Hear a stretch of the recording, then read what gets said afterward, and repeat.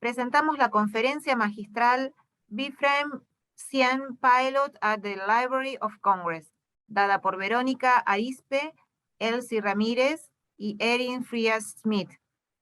Al final de la exposición tendremos unos minutos para realizar preguntas en vivo a las oradoras. Erin Freas-Smith es bibliotecaria de adquisiciones y catalogación en la sección de África, de la División de África, América Latina y Europa Occidental de la Biblioteca del Congreso. Erin ha sido tester de Bibframe Pilot desde que comenzó en la Biblioteca del Congreso en 2016. Verónica Arispe es bibliotecaria de adquisiciones y catalogación en la sección de oficinas de Iberia Río. Ella ha estado en la Biblioteca del Congreso desde 2016 y ha sido tester de la Library Bibframe Pilot durante 2 años. Elsie Ramírez es catalogadora senior de la Biblioteca del Congreso con 18 años de experiencia en catalogación. Se ha desempeñado como tester para Bibframe Pilot DLC desde 2015. Muchísimas gracias, Verónica, Elsie y Erin. Good morning. My name is Elsie Ramírez. Like Analia said, I am a senior cataloger in the African, Latin American, and Western European division of the Library of Congress, currently working on in the South America section. I'm joined today by Verónica Arispe, a librarian from the Iberia Rio section, and Erin Freas-Smith, a librarian working in the Africa section. And we're all current participants in the Bibframe pilot. So today we'll be giving a general overview of Bibframe, and we'll be discussing the Bibframe pilot at the Library of Congress. Just a brief history from our perspective as pilot participants. We'll look at some of the theory behind Bibframe. We'll discuss the benefits of moving away from MARC toward a linked data model, and we'll also discuss some of the tools that have made Bibframe possible. Libraries have carefully curated and managed knowledge for generations, and hopefully we will continue to do so, since the amount of data being created these days shows no signs of slowing down. It is essential to keep up with, adapt, and leverage the current and ever-shifting technological environment. Until now, MARC 21 formats have been the method of data exchange that has supported resource sharing and cataloging cost savings among libraries. The MARC format has served the library community admirably for over 50 years now, but MARC records are static descriptions that don't translate very well to today's web-focused environment.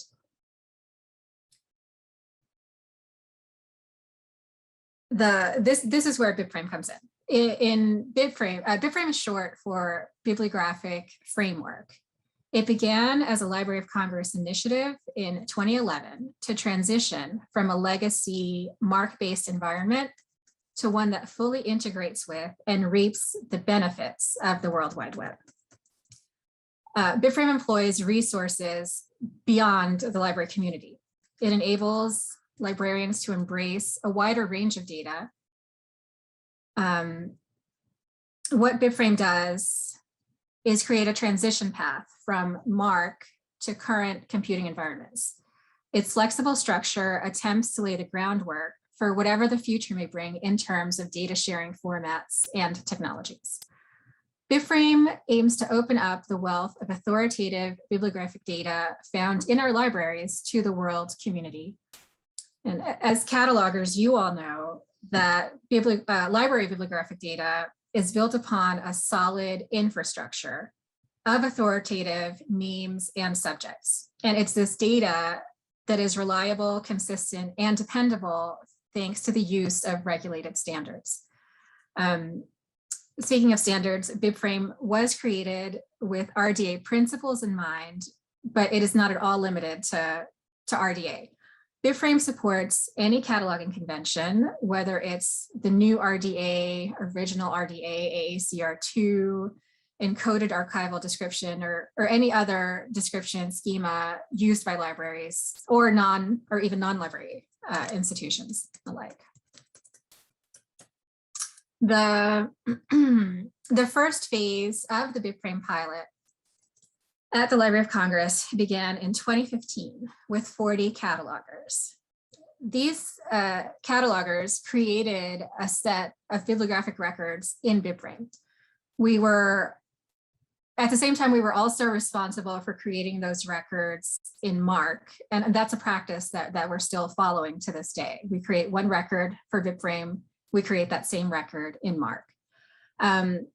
The records that were created during this part of the pilot went on to be used by the development team for testing, and were used to create some of the Bibframe tools that Verónica will discuss a little bit later in the presentation. So at this point, the Bibframe database was a static repository for bibliographic descriptions. The records had to be created from scratch and were simply pulled into the database for testing purposes only. The data at that point was not actually exchanged between the Bibframe database and the ILS. Our ILS the ILS that we currently use at the Library of Congress is Voyager. So following this phase of the pilot, some training documentation did come out of this phase. It was prepared for pilots that would join in for the next phase. So in 2017, 23 new catalogers were added to the Bibframe pilot. New tools began to be created in response to the feedback and suggestions that came out of the first phase of the pilot and into the second phase. So the second phase also brought us support for languages with non-Latin scripts. This allowed the catalogers working in non-Latin languages like Cyrillic or the Jacopy languages to contribute more fully to the pilot. So the Bibframe database became much more dynamic at this point in phase 2. And this means that catalogers were not only able to create Bibframe descriptions, they were also able to view those records in the Bibframe database and pull those records back into the Bibframe editor, make edits, then save those changes. And again, these actions weren't actually possible during the first phase of the Bibframe pilot. So it was during the second phase that the MARC to Bibframe conversion tool was created. And this was a milestone. Every MARC record that was in the Elsie database, millions of records were converted to Bibframe. So this entire data set of converted records was made available to the public for testing and developing other experimental systems. So while catalogers still had to create records in both Bibframe and MARC, this meant that Bibframe records no longer had to be created from scratch as they had been in the first phase. So records that had, even some initial bibliographic data could be loaded into the Bibframe editor and be picked up and worked on at any point during the cataloging process by more than just one cataloger. And again, more training materials came out of, started to be developed for the next round of catalogers. And then that brings us to Bibframe 100. Bibframe 100 is the current phase of Bibframe testing that we're in. This phase began in June of 2019. Cataloging staff were added to the pilot to bring the number of participants up to 100. So we had 100 cataloging staff at the start of June 2019. So the newest participants did have access to some online training, and there was a training manual that was created before they started. Throughout every phase of the pilot, the Bibframe editor, that's the tool that enables input of any Bibframe element, has been in a constant state of improvement with new features being added, as comments and suggestions come in from the pilot participants and other users from outside of Elsie. In 2020, Library of Congress switched to a cloud-based server. And this allowed for uploads from our ILS to the Bibframe database to happen every 5 minutes. So one of the key benefits of this new arrangement was that authorities that were created in the ILS were linked and available for use in Bibframe descriptions within 5 minutes of being created. And this was a new process. So this allowed for cataloging workflows that were on hold, like copy cataloging and SIP cataloging, to become integrated into the Bibframe pilot. And it was during this phase of the pilot that work began on the Bibframe to MARC conversion tool. So this slide here shows an example of the MARC to Bibframe conversion. So again, the MARC to Bibframe conversion tool was developed to add all of Elsie's MARC records into the Bibframe database. So that's every existing MARC record plus every newly created MARC record. It all gets added to the Bibframe database and made available for testing. This made improvements for testers who were working with serials and other testers who were largely dependent on importing records from outside of LC, like copy catalogers. On the left here, we have a MARC record. It's expressed in MARC XML. You can clearly see MARC data in this record. The snapshot shows MARC coded 9XX fields. You can also see indicators and the subfield codes that are all very, very recognizably MARC. On the right, we have the same record that's been converted into Bibframe. The Bibframe version of this record includes all of the same metadata that was put into the MARC record, but it also finds URIs where available for already existing data elements, like authorized name or subject headings, like controlled vocabularies for specific elements, like geographic or language name codes. All of the links that are currently being used for all of these established data elements are hosted on the id.lsc.gov site. So this is the Bibframe to MARC conversion. Throughout the pilot, the Library of Congress has recognized that MARC records are crucial to many libraries. And the need for MARC records will continue to be necessary into the foreseeable future. So the Bibframe to MARC conversion tool was created. This slide shows the comparison view of a Bibframe to MARC record. And so as you can see, this record is rather limited. This conversion tool continues to be a work in progress. But again, as Library of Congress is committed to providing MARC records for the foreseeable future, because we do have an obligation to provide usable records to libraries across the country. So back to Bibframe 100, the vision for Bibframe 100 is to refine and support cataloging, not only for monographs, but for serials, music, cartographic materials, and other special formats as well. Our goal for this fiscal year, and our fiscal year just started on October 1st, is to create 15,000 new descriptions in Bibframe. And that's a big jump from the 2,600 new descriptions that was set as the goal for last fiscal year.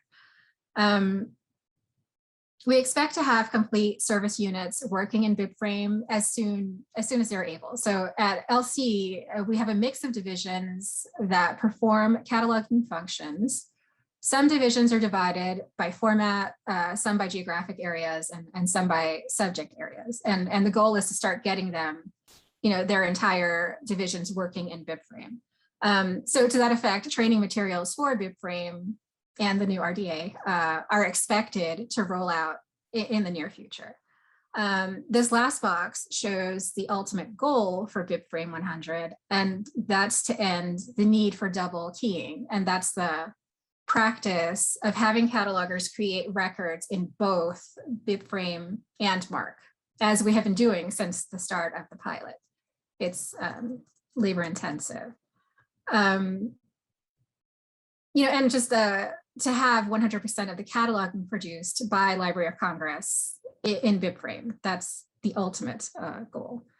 So, and that'll be achieved when the Bibframe to MARC converter is able to consistently produce MARC records to support libraries that will not be able to make the switch to Bibframe right away. The developers are working hard to make this Bibframe to MARC conversion happen.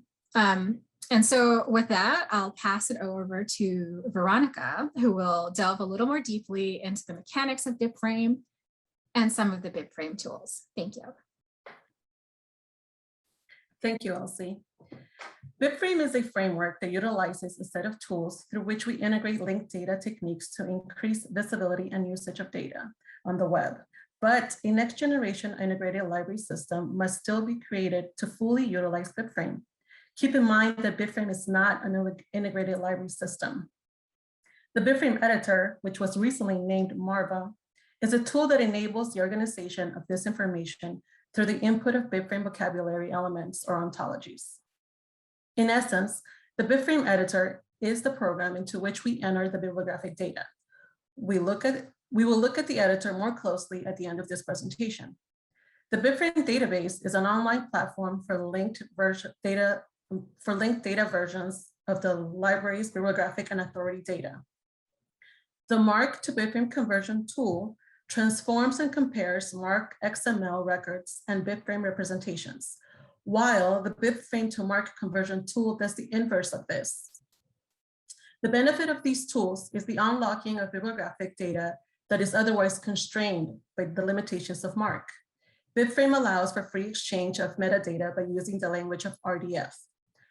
On the left side of this slide is an image of the Bibframe editor. And on the top right-hand side is an image of the Bibframe database. Resource Description of Framework, or RDF, makes data discoverable on the internet. The library opted to use RDF XML as the underpinning of Bibframe because RDF is widely used. It underlies a great deal of information encoded on the web. It is a clearly understandable language that most developers recognize and easily manipulate to draw out and display what they need.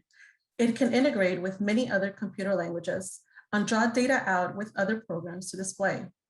RDF is a discovery layer that helps the researcher find what they're looking for, as well as a variety of other resources that are reasonably related. The Rdf model consists of triple statements or triples, URIs and IRIs, and ontologies and vocabularies. This slide is a representation of how data is interchanged between a library integrated system and the web. On this slide, we can see a depiction of the triple statements. Each element can be identified by URIs, which allows further relationships to be made to different but related resources. We have the subject being the described resource, the object being another resource that is somehow related to the subject, and the predicate being the relation that exists between the subject and the object. Book A, written by author A. Therefore, author A wrote book A, book B, book C, and so on. The differences between MARC and Bibframe. MARC has catalog records that are independently understandable. It aggregates information about the conceptual work and its physical carrier. It uses strings for identifiers such as personal names, corporate names, subjects, etc. Whereas Bibframe relies heavily on relationships between resources, such as work to work, work to instance, work to agent. Bibframe relationships are managed by the use of controlled identifiers for things, and Bibframe is the library community's formal entry point for becoming part of a much larger web of data. Bibframe is based on the VIII model. All necessary and pertinent data for MARC is also cataloged into the Bibframe editor. The major difference is the separation of work and instance in Bibframe versus the aggregation of all elements in MARC. The breakdown of metadata is slightly different between MARC and to Bibframe. However, all elements for MARC are present within a Bibframe description. On the left side of the slide, we have a MARC bibliographic record. Everything highlighted in yellow shows local or internal data. Everything highlighted in blue shows the work elements. And finally, everything highlighted in green shows the instance elements. Note, the preferred title and the local identifier, in this case, the Library of Congress Control Number, or LCCN, are present in both the work and the instance. On this slide, we are looking at the 008 fixed field. Highlighted in yellow is the local data. Highlighted in blue is the work, and in green is the information pertaining to the instance. Now, Erin will discuss linked data and discoverability. Thank you. Linked data shows the unlimited potential of creating linkages with the World Wide Web versus MARC data that's protected and inaccessible outside of individual library systems. The next few slides, we will compare the same bibliographic data output of MARC and Bibframe for one monograph. This is a highly recognizable bibliographic record in MARC. Please note that this is cataloged in RDA. Please also note the duplicative elements that appear in both the 008 up here and the main bibliographic record, such as the illustrative content down here in the 300, as well as up here, as well as language of the resource in the 041 and in the 008. And the electronic element of the resource present in so many places in the 300 and the 338, as well as the 006, the 007, and the 008. This is an attempt to make the MARC record accessible. A benefit of Bibframe is the possibility for reducing such duplication. This is a visualization of this MARC record. Note right here in the center, this is the preferred title for the work. So please note all of the potential links from this record to aid in discoverability, such as the authorized entry points right here by the NAF, the name authority file in yellow, as well as here in red is the subject heading available through the Library of Congress subject heading. The preferred title is in the center. In an attempt to increase linkability, the library piloted the website id.loc.gov in 2011. As part of that project, all authorized access points were given unique URIs that could be potentially linked from the resource to the name authority file, Elsie subject headings, genre form terms, and Elsie classifications. Links have also been created for controlled vocabularies of individual elements as well, such as content type, description conventions, illustrated content, media types, serial publications, etc. Feel free to please take a look at this site, id.loc.gov, as it provides both interactive and machine access to commonly used ontologies, controlled vocabularies, and other lists for bibliographic description.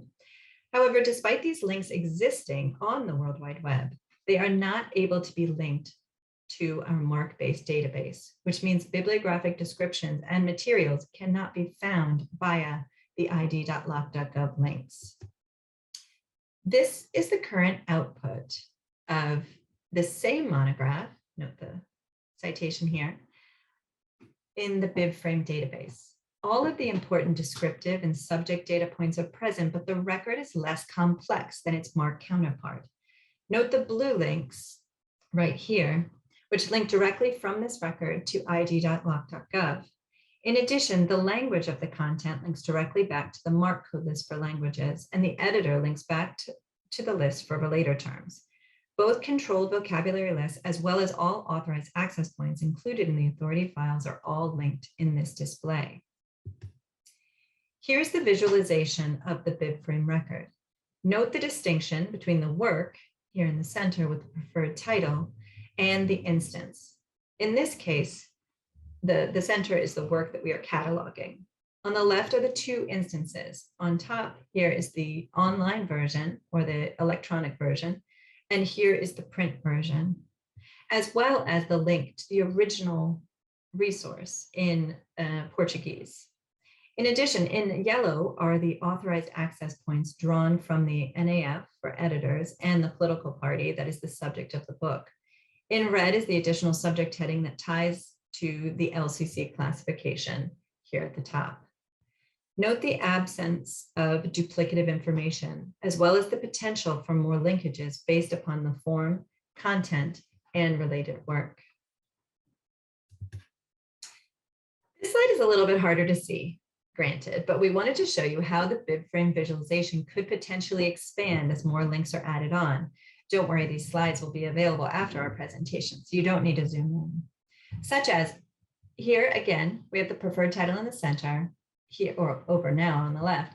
Here are the two instances in the online version as well as the print version, and here is the expression of the original work in Portuguese. From the bottom here, this book is about this political party. Now, this work right here is a work that is also about that political party. So we have this preferred title and linked out its instance and other subject headings related to it. Up here represents other books that we can find that were written by one of the editors. Here are the two works that he has written or authored by himself, as well as their instances. Though this is just a small snapshot, this shows how much farther things can link out from the original in the center. This differs from MARC because the linkages are pushed out onto the web where they can be picked up from non-library sources and linked back to internal OPAC systems, versus MARC where the relationships are static and only include those that are present on each MARC record.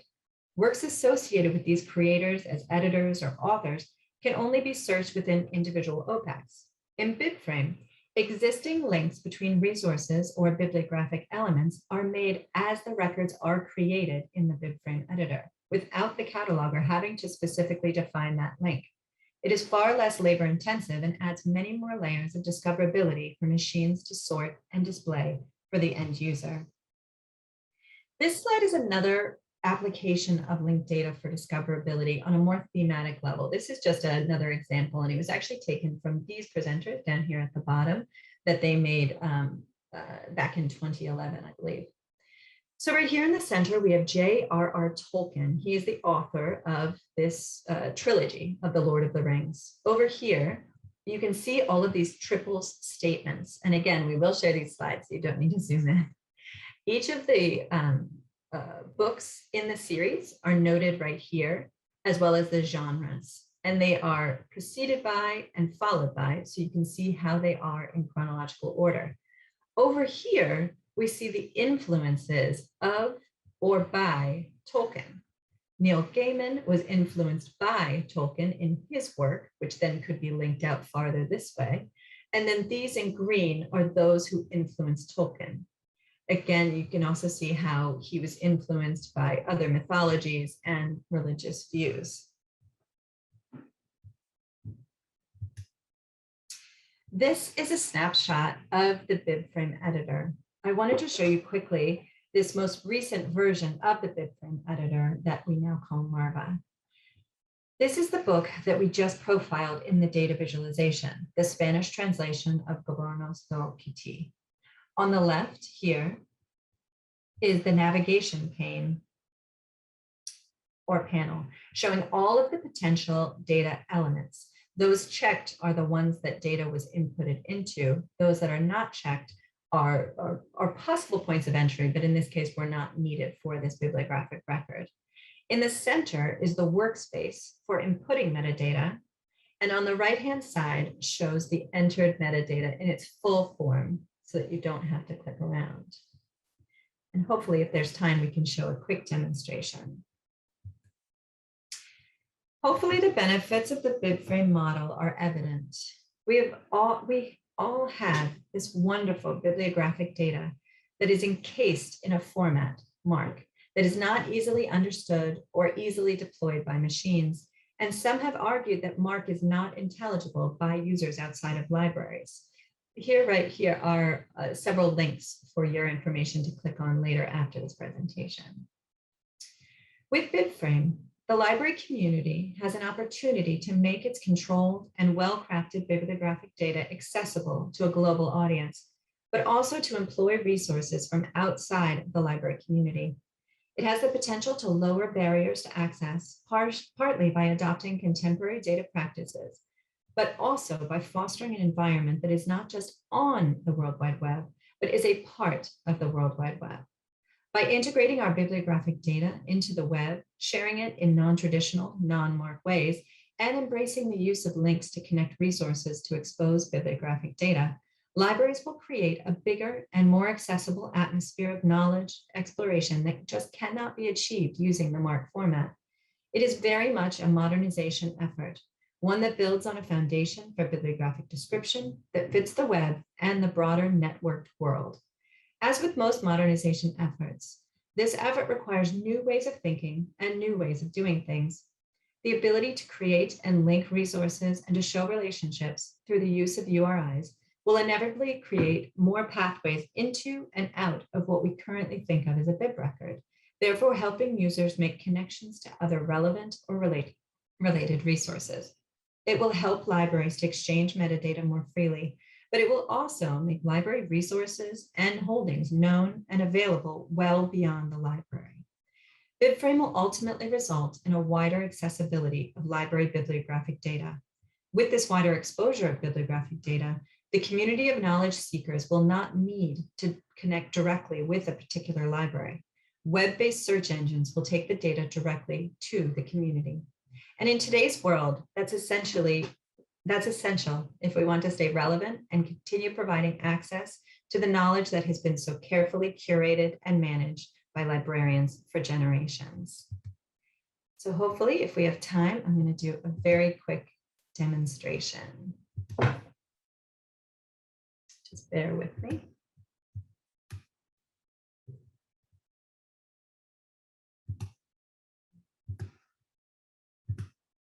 Okay, here we have the Bibframe Editor. As we said before, it was just very recently renamed Marva. So there are multiple different ways for you to be able to get into this to edit your data. I've already created a record fresh in Bibframe. And so I can either go to my records and see what I've posted and click on that to make an edit, or I can try to load an existing record by going to the Bibframe database. This is one of the tools that Verónica showed us earlier. I'm going to go ahead and search by LCCN because that is the fastest and most accurate way for me to get to my resource. And here it is. Here is the instance of Belt and Road Initiative. This is the bibliographic output for this instance, as well as the work. Taking this bookmark, I will load it into what we call the new editor. Now, this new editor that we're demoing right now, this was actually only released this summer. The old editor was what we used previously. So here we are in the new editor yet again. I'm going to load this using the profile of Monograph. And here's the book that I was looking for. Here's the monograph that I was looking for. Again, you see over here, this panel where you can see all of the potential bibliographic elements that go in. And then here is my workspace where I loaded all of the different elements. You do have the possibility of being able to delete or add elements to this as well. Seen right here. And if you'll note right here, obviously there's not very much that you can see in the workspace. So here is the full representation of the data that I have input. As well as here, it's sometimes difficult to see all of the different elements. Down here, this is the full record.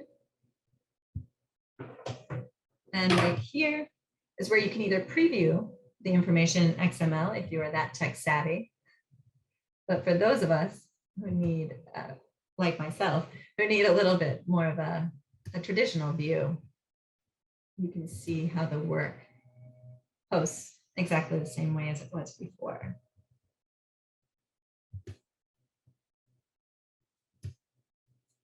Thank you very much for your time today. We hope that this has helped you in learning more about the Library of Congress, the Bibframe pilot, as well as Bibframe in general.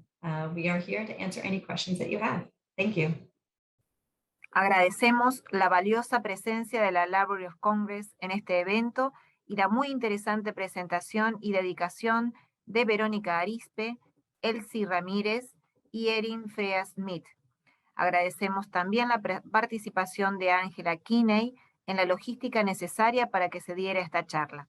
Ahora tendremos unos minutos para realizar preguntas en vivo a las oradoras y a continuación los esperamos para compartir el bloque 4 de conferencias. Muchas gracias.